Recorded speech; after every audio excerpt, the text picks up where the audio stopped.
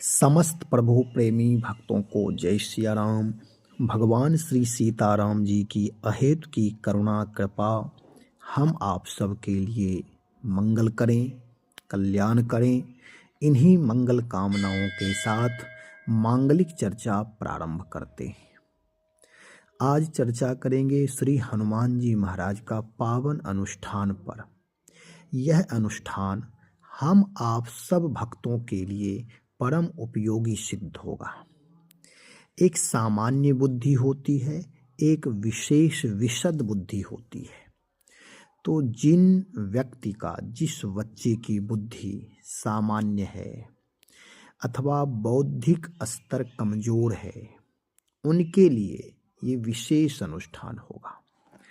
बौद्धिक स्तर कमजोर का मतलब, जैसे एक बुद्धि होती है जो दैवी बुद्धि होती है, उस बुद्धि में दैवी संपदा होती है, सात्विकता होती है, उस बुद्धि में प्रेम भाव होता है, आदर भाव होता है। और एक बुद्धि पिशाची बुद्धि होती है, जिस बुद्धि में अन्य लोगों के प्रति क्रूरता होती है, निर्दयता होती है, अपमान का, दुर्व्यवहार का भाव होता है। तो श्री हनुमान जी की जब उपासना करेंगे और उपासना के द्वारा जो बौद्धिक स्तर की वृद्धि होगी, वह दैवी संपदा की बुद्धि होगी। इससे हमारा आपका जीवन दिव्य होगा, पावन होगा, लोक और परलोक दोनों की सिद्धि होगी। इसी पर चर्चा करेंगे।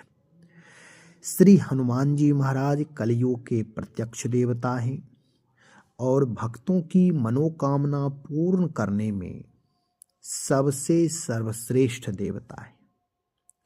राम रामायण से जुड़ा हुआ व्यक्ति हनुमान जी को प्रसन्न करने में सबल होता, समर्थ होता है। हनुमान जी को प्रसन्न करना है तो उनकी उपासना करनी है। उपासना मतलब उनकी निकटता को स्वीकार करना है। अब अनुष्ठान पर चर्चा करते हैं। उपासना का मतलब होता है भाव राज के द्वारा, हृदय की मानसिक भावना के द्वारा देवताओं के निकटतम बोध होना ही उपासना है। उपासना मतलब जो देवताओं के मंदिर में हम जाकर पूजा करते हैं, पूजा उपासना, वे भी उपासना है। लेकिन कभी कभी होता ऐसा है कि मंदिर में हम आप शरीर से जाते हैं, लेकिन मन कहीं और होता है। मन में नाना प्रकार के जंजाल चलते हैं, ये काम करना है, ये काम करना है। शरीर से हम आप भले देवताओं के पास हैं, मंदिर में हैं, देव प्रतिमा के पास हैं, हाथ से कर्म कर रहे हैं, क्रिया कर रहे हैं, पूजा पाठ, धूप दीप आरती, लेकिन मन यदि पास में नहीं है, मन यदि सेवा में संलग्न नहीं है, तो उस पूजा पाठ का लाभ उतना नहीं मिलता है जितना मिलना चाहिए। केवल ये लगता है कि एक औपचारिकता कर रहे हैं, क्योंकि शास्त्रों में मानसिक सेवा का बड़ा महत्व कहा गया है। मानसिक सेवा का मतलब होता है कि केवल मन के द्वारा सारी क्रियाएं एकाग्र भाव में करना उपासना की सबसे उत्तम स्थिति है। दूसरी बात कि जो हम आप सेवा करते हैं, शारीरिक सेवा क्रिया के द्वारा जो सेवा करते हैं, बोल करके मंत्र पढ़ना, बोल करके भावना प्रकट करना, हाथ से पुष्प चढ़ाना, ये सब क्रियाएं भी उत्तम हैं, संतुष्टिदायक हैं। लेकिन यदि मन आपके साथ नहीं है, यदि मन से जुड़े हुए नहीं हैं, तो इसमें लाभ नहीं मिल पाता है जितना मिलना चाहिए। इसलिए मन को एकाग्र करके देवालय में जाएं, मंदिर में जाएं, देव प्रतिमा के पास जाएं, तब उपासना की सिद्धि होगी। अक्सर लोग ऐसा कहा करते हैं कि मैंने अनुष्ठान किया, पूजा किया, हनुमान चालीसा का पाठ किया, रामायण पाठ किया, लाभ नहीं मिला, मेरी ये कामना पूर्ण नहीं हुई। इसमें गौर करके यदि हम आप देखें तो किसी अनुष्ठान में या दैवी शक्ति में कमी नहीं है।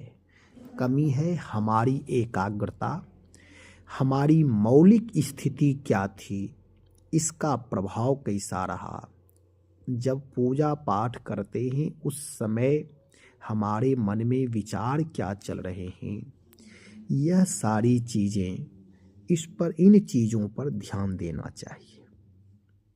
नहीं तो हम आप यही करते हैं कि कहीं जाते हैं कोई देवस्थान में, कोई एक आध कामना पूरी हो गई तो हमारे आपके मन में ये लगता है कि वह देवस्थान सिद्ध है, उस जगह पर गए, उस देवालय में मैं गया, दर्शन किया तो देखो मेरी कामना पूर्ण हो गई। ठीक है, श्रद्धा विश्वास होना चाहिए, यह संयोग की बात है। कभी कभी उसी देवस्थान में कोई दूसरा व्यक्ति गया तो उसकी कामना पूर्ण नहीं हुई, यह भी संयोग की बात है।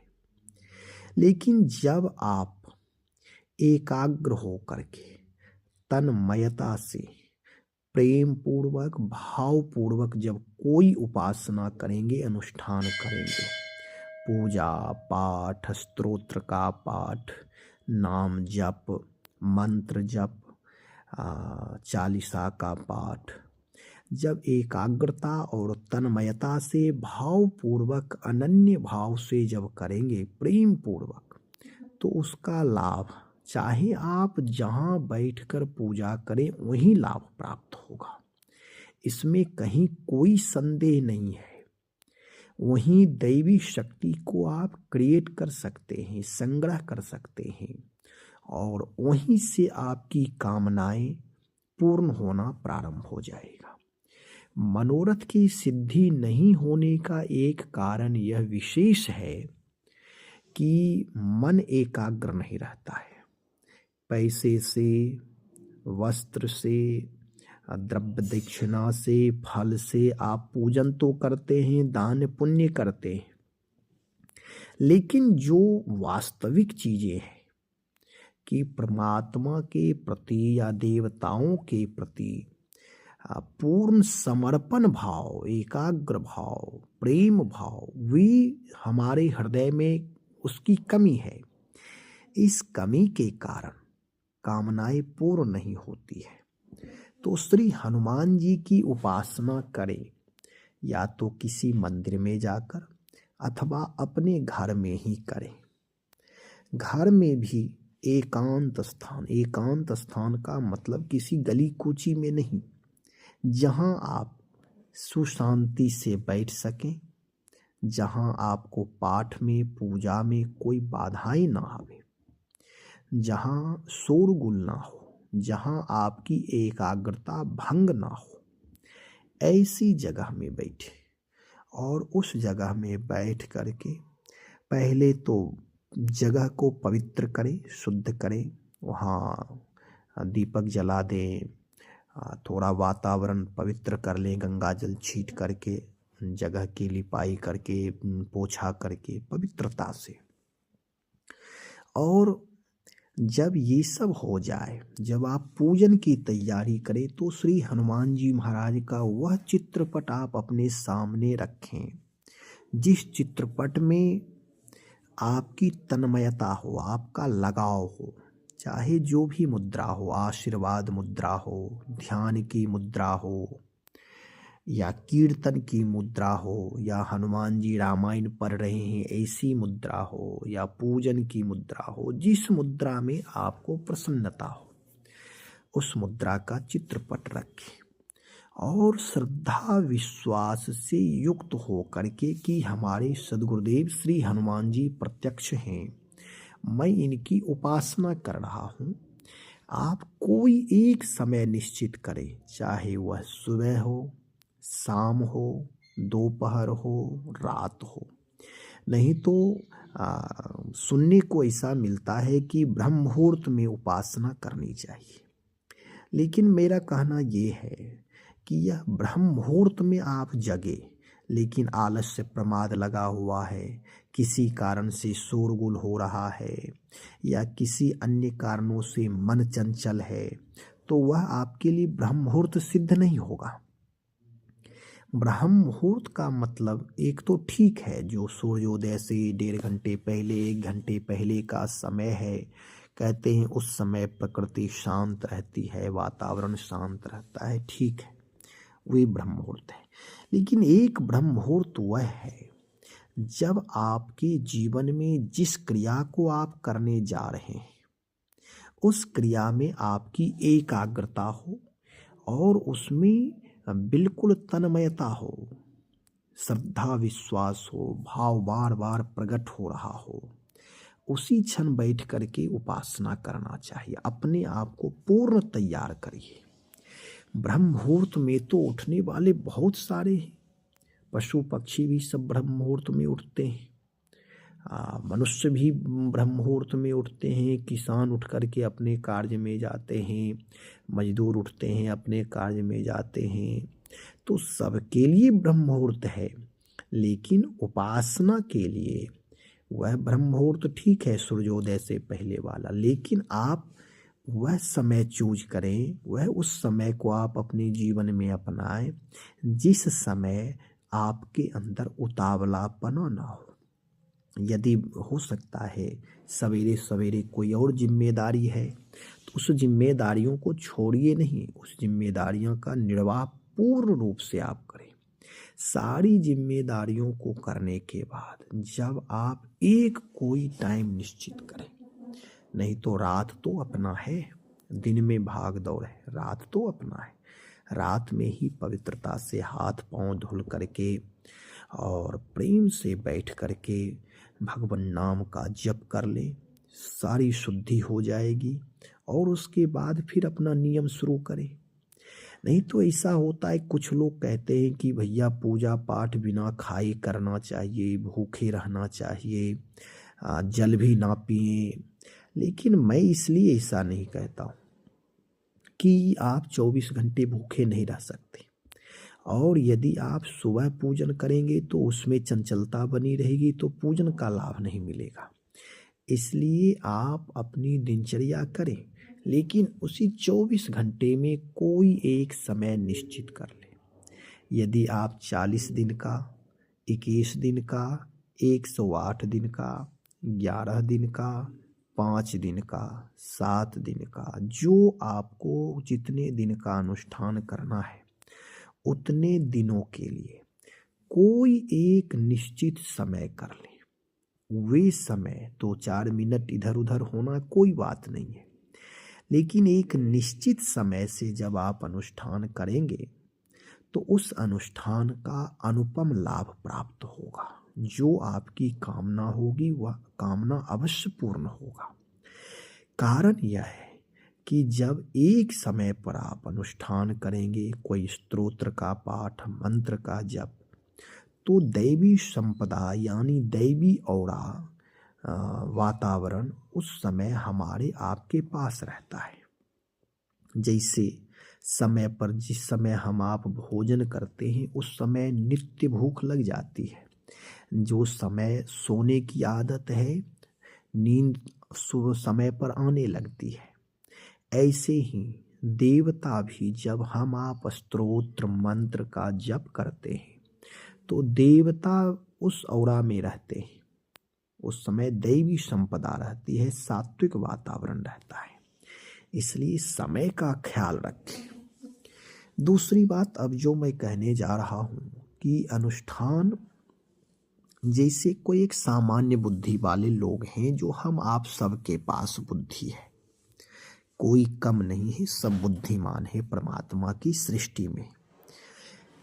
कोई व्यक्ति बुद्धिमान तो हम आप सब हैं, पढ़ने में तेज तर्राक हैं, बिजनेस करने में सफल हैं, हर क्षेत्र में अपने अपने क्षेत्र में व्यक्ति सफल है। लेकिन वैशिष्ट बुद्धि वह है जो हमें सबसे जोड़ करके रखे, जीवन में सारी मर्यादाओं का पालन करते हुए अपने जीवन का निर्वाह करें, सात्विकता से समादर करते हुए, प्राणी मात्र के प्रति सम्मान भाव रखते हुए, उत्तम व्यवहार, विचार, वाणी सारे उत्तम हो। अगर ये हम करके अपने जीवन को जी रहे हैं, भक्ति परक जीवन है, तब हमारी आपकी बौद्धिकता देखी जाती है। नहीं तो ये होता है कि बुद्धिमान व्यक्ति जो है वह यदि शिक्षित भी है लेकिन संस्कारी नहीं है तो अपने माता पिता के प्रति आदर भाव नहीं करते, अपने परिवार में सामंजस्य नहीं बैठा पाते। ठीक है, एक क्षेत्र में आप सफल हैं लेकिन दूसरा क्षेत्र आपका असफल है, तो ये जीवन की सफलता पूर्णता नहीं है, ये लघुता है, न्यूनता है। कोशिश यह करना है कि हम आप अपने जीवन का सर्वांगीण विकास करें, पढ़ने में भी ठीक हो, भजन करने में भी ठीक हो, बोली विचार व्यवहार में व्यवहारिक चरित्र भी ठीक हो, आध्यात्मिक चरित्र भी ठीक हो। जब चारों तरफ से हमारा आपका जीवन मूल्यवान होगा, आध्यात्मिक, धार्मिक और पावन होगा, तब हमारे आपके जीवन को शांति की प्राप्ति होती है, सिद्धि और प्रसिद्धि दोनों की प्राप्ति होती है। यदि जैसे कोई व्यक्ति अविवाहित है, विवाह नहीं किया, साधु सन्यासी में बहुत सारे लोग हैं विवाह नहीं किए, कहते हुए बाल ब्रह्मचारी हैं, अच्छी बात है, ब्रह्मचर्य धर्म का पालन करना ठीक है। लेकिन यदि उसका साइड इफेक्ट वह व्यक्ति क्रोधी है तो फिर उसका कोई मूल्य नहीं है, चाहे वह जीवन भर ब्रह्मचारी बनकर बने रहे, कोई लाभ नहीं, साइड इफेक्ट हो गया। परशुराम जी देवता हैं, भगवान हैं, वो कहते जानते नहीं हूँ मैं बाल ब्रह्मचारी लेकिन अति को ही अत्यंत क्रोधी है। परशुराम जी में कोई दोष नहीं है क्योंकि देवता हैं, परमात्मा हैं, उनकी लीलाएं अलग है। लेकिन हमारे आपके जीवन में जो एक कोई गुण है, मान लीजिए आप क्रोधी नहीं, लोभी, सब चीज़ ठीक है, लेकिन लोभ यदि है, खूब धन है, कंजूसी यदि है, तो फिर कोई न कोई एक दुर्गुण ही जीवन को गिरा देता है, पतन की ओर ले जाता है। अपने जीवन का सर्वांगीण विकास करना है, इसलिए परम श्रद्धेय, परम आदरणीय कलियुग के प्रत्यक्ष देवता भगवान राम के अनन्य अनुरागी भक्त बुद्धिमताम वरिष्ठम श्री हनुमंत लाल जी महाराज की उपासना करें। अब उपासना पर चर्चा करते हैं कि हमारी आपकी बुद्धि कैसे बढ़े। इसके लिए एक छोटा अनुष्ठान आप करें, 11 दिन का तो छोटा लगता है, कम से कम 40 दिन का करें। तो उसमें क्या करना है कि हनुमान जी की जो सामान्य ढंग से आप पूजा करते हैं, मैं बहुत सारे अनुष्ठान बताया हूँ, उसमें बार बार यही कहता हूँ कि कोई फल भोग लगाए, कोई मीठा भोग ना लगाए, और उसमें यह ख्याल रखना है, समय का ख्याल रखते हुए कोई एक मंत्र, जैसे ये बुद्धि के लिए है तो बुद्धिहीन तनु जानिके सुमिरऊं पवन कुमार, बल बुद्धि विद्या देहु मोहि, हरहूं क्लेश विकार। इन सारे दोषों का समन और बुद्धि बल विद्या प्रदान करने वाले श्री हनुमान जी महाराज, उनसे हम आप प्रार्थना पूर्वक करें। हनुमान चालीसा का नित्य पाठ करें, और आप हनुमान चालीसा का पाठ करते हैं ठीक है, लेकिन आज जो मैं कहने जा रहा हूँ यह थोड़ा कुछ भिन्न है। केवल इस दोहे को, बुद्धिहीन तनु जानिके सुमिरऊं पवन कुमार, बल बुद्धि विद्या देहु मोहि, हरहूं क्लेश विकार, इसका नित्य 108 बार पाठ करें।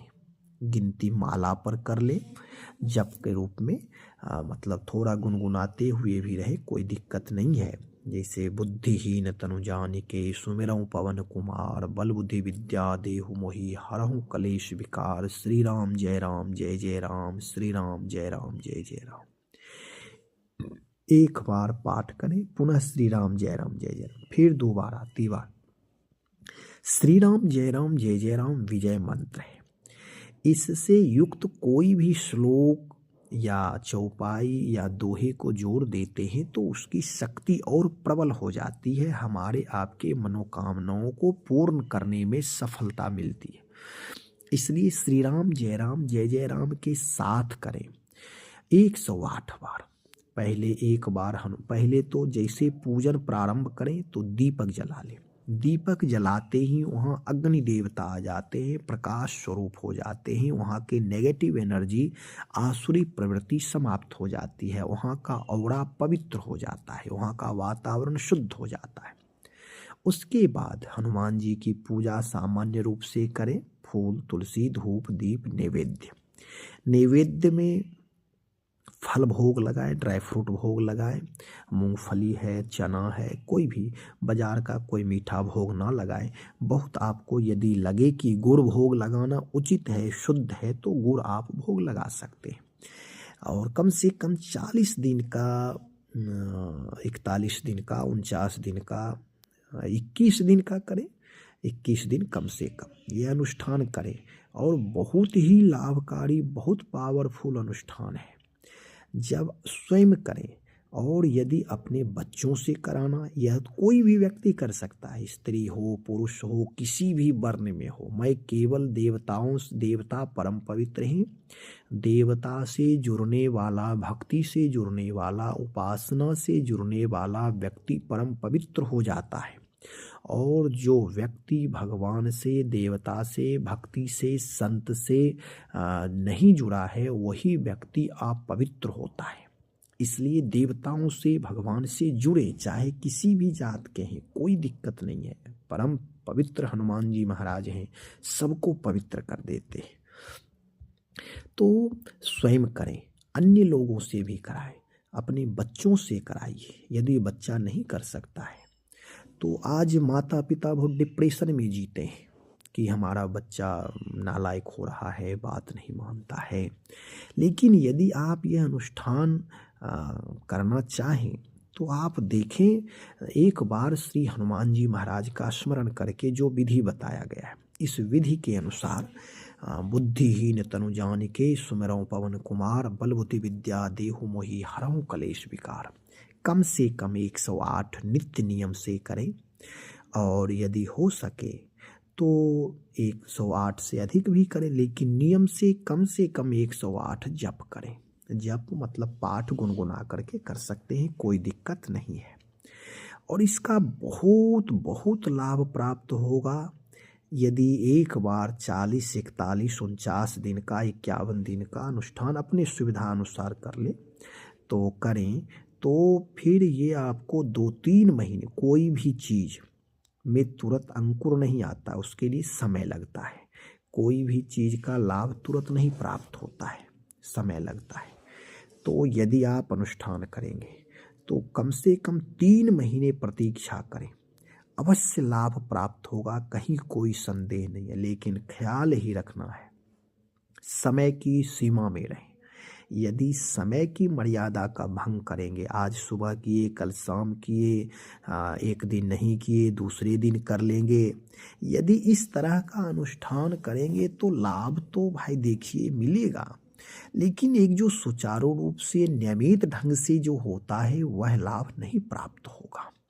तो फिर हम आप देवताओं को कोसने लगते हैं, भगवान से श्रद्धा विश्वास समाप्त होने लगता है। ये हमारी आपकी कमजोरी हो सकती है। देवताओं की तरफ से, परमात्मा की तरफ से कोई कमी नहीं है।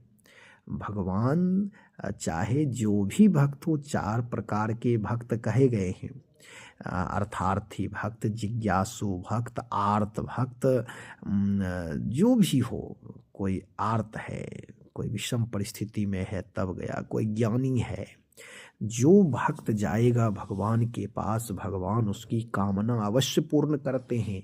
और संसार में जो लोग कहते हैं ना कि भगवान से कुछ मांगना नहीं चाहिए, जब तक हमारे आपके जीवन में लोक और परलोक दोनों की सिद्धि है, तब जब तक लोक की तृप्ति नहीं होगी तब तक परलोक की सिद्धि संभव ही नहीं है।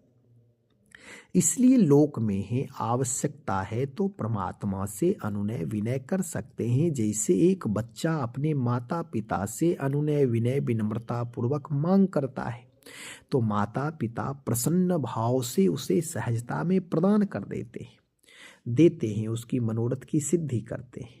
ऐसे ही भगवान से हम प्रेम पूर्वक जुड़ करके आदर पूर्वक भक्ति पूर्वक उपासना के द्वारा अनुनय विनय करके उनसे प्रार्थना करेंगे तो हमारी आपकी कामना हनुमान जी अवश्य पूर्ण करेंगे, कहीं कोई संदेह नहीं है।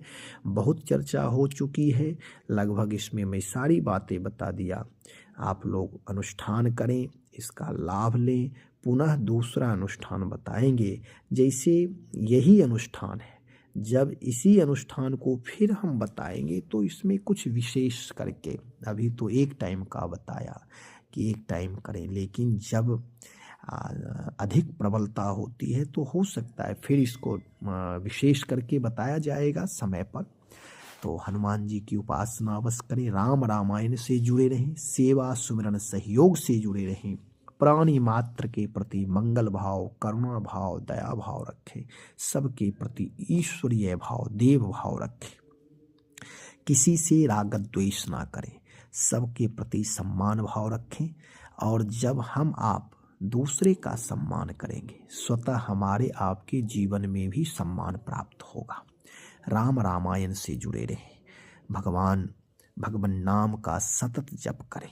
राम नाम ही इस कलयुग में मूल तत्व है, तो इसलिए राम नाम का सतत जप करें।